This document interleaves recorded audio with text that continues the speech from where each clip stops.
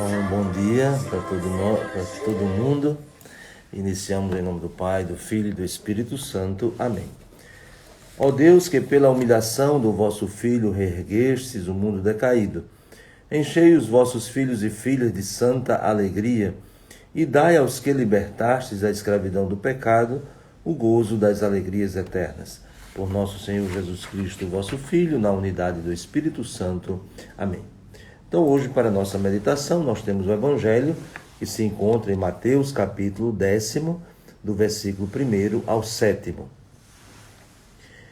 E esse capítulo 10, geralmente chamado o capítulo da missão, quando Jesus chama os 12 discípulos e concede-lhes a missão e os envia. Esse trecho do Evangelho de hoje, ele está em íntima conexão com o que nós encontramos no final do capítulo 9. Como nós ouvimos ontem, Jesus, diante daquela multidão, abatida, cansada, como ovelha sem pastor, Jesus diz aos discípulos: a messe é grande, os operários são poucos, portanto, pedi ao Senhor da messe que envie operários para a sua colheita. Então, este pedido de Jesus para que os discípulos de todos os tempos, e naturalmente também nós rezemos pedindo ao Senhor que envie operários para a messe, este pedido, esta oração, nós podemos dizer que não foi apenas um mandato de Jesus, mas também foi a oração de Jesus.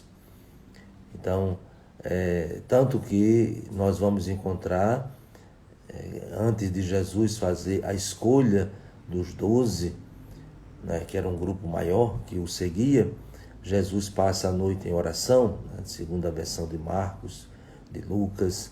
Então, Jesus ora também, pedindo ao Pai colaboradores. E o Pai atende o pedido de Jesus. Então, é muito significativo que Jesus agora chame os 12, que representam justamente a resposta do Pai ao pedido de Jesus. Então, esta é uma dimensão muito profunda da nossa vocação. Isto é, a dimensão do dom gratuito do Pai ao Filho. Então, Jesus ora ao Pai e o Pai atende a oração de Jesus e concede-lhe os seus colaboradores. Essa oração de Jesus é permanente. A oração de Jesus por nós vamos encontrar no Evangelho ocasiões onde isso fica muito claro. Por exemplo, a oração de Jesus por Pedro, ali, até no contexto da sua prisão, no contexto que Jesus é tirado do meio dos apóstolos. Então, Jesus ora por eles, tanto no Horto das Oliveiras, como também na cruz, Jesus também ora por todos nós. Então, diante desse pedido de Jesus para que rezem, e diante do pedido de Jesus, que também é oração, aqui nós temos a resposta, vamos dizer, no contexto literário, imediata. Deus que responde ao pedido do Filho. E Jesus concede aos 12 o poder para expulsarem os espíritos maus e curarem todo tipo de enfermidade. Então, isso também está ligado àquilo que nós ouvimos ontem, no trecho do Evangelho, quando Jesus curou o mudo que estava possuído por um demônio. Então, a missão de Jesus, ela é entregue aos seus discípulos. Jesus, naquela mesma ocasião, numa mesma pessoa, ele realizou isso. Ele expulsou o demônio e curou o mudo. Então, essa participação na missão de Jesus é um dado muito significativo. Jesus não nos manda fazer qualquer coisa, não é uma simples colaboração, mas é uma participação na sua própria missão. E aqui nós temos a lista dos 12 apóstolos. Naturalmente, aqui não é simplesmente uma lista de chamada para elencar nomes, mas diríamos que para traçar o perfil do grupo que Jesus constituiu, que Jesus escolheu, para serem os seus colaboradores. E naturalmente que aqui a intenção do evangelista, além, acabamos de dizer, de apresentar os nomes, é apresentar também a personalidade. E o que é a personalidade? A personalidade é tudo aquilo que compõe a existência de uma pessoa. Então não é só o seu nome, apesar de que o nome da Bíblia tem um significado mais profundo do que para a nossa cultura.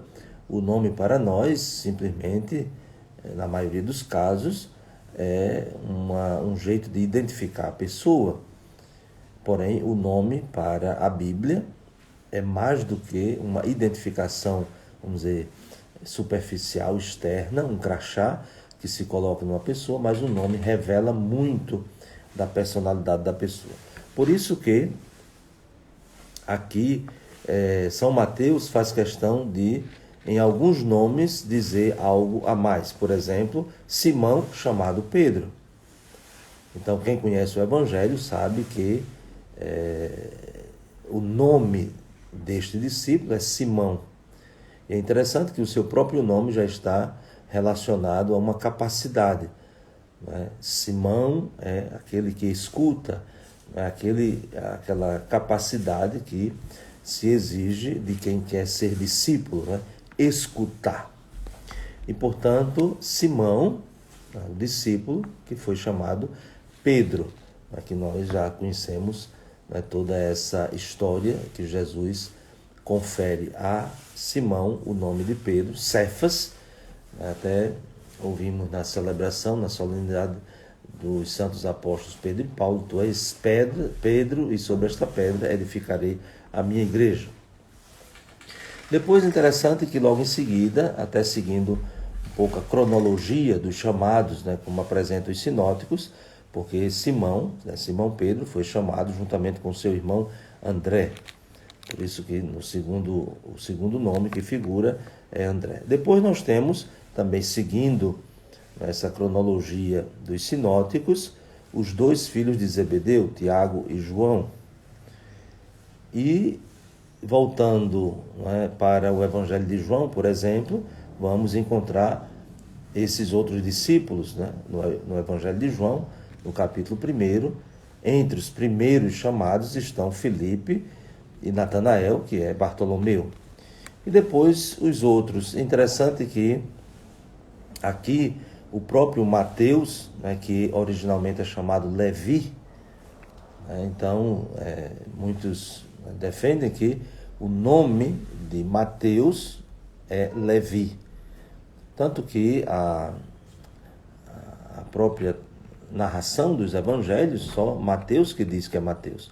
Mas Marcos, por exemplo, estava Levi sentado na coletoria de impostos. E por que Mateus? Mateus certamente é o novo nome que ele recebeu. Mateus significa dom de Deus. E, portanto, um dom de Deus para Jesus. E segundo as categorias humanas, segundo o pensamento humano, Mateus, o colaborador do poder estrangeiro, o cobrador de impostos, então não seria um dom muito desejado, mas se tornou um dom para Jesus. E isso é tão verdadeiro que graças a ele, a Mateus, nós temos um evangelho. Então aquele que antes só anotava aquilo que significava a opressão, a dominação, o valor do imposto, se tornou aquele que escreve o evangelho. Então, de fato, ele é Mateus, ele é um dom de Deus. E concluindo a lista, nós temos Judas Iscariotes, que também aqui é dito algo a mais sobre ele, que foi o traidor de Jesus. É interessante que Marcos diz assim, aquele que se tornou o traidor. Então, Jesus não chamou o traidor e Jesus não o chamou para traí-lo.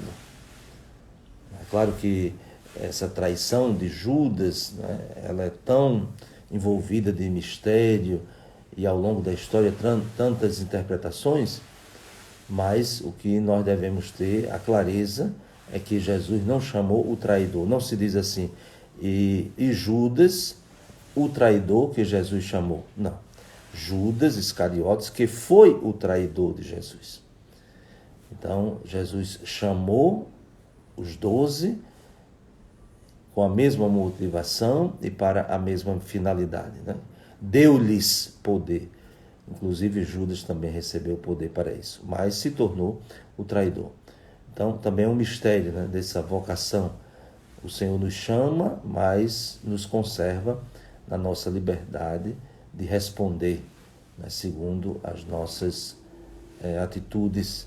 É claro que todos eles, os 12, né, tiveram suas fraquezas, suas misérias, porém, ninguém pode dizer que foi menos amado do que o outro, para encontrar razões para trair.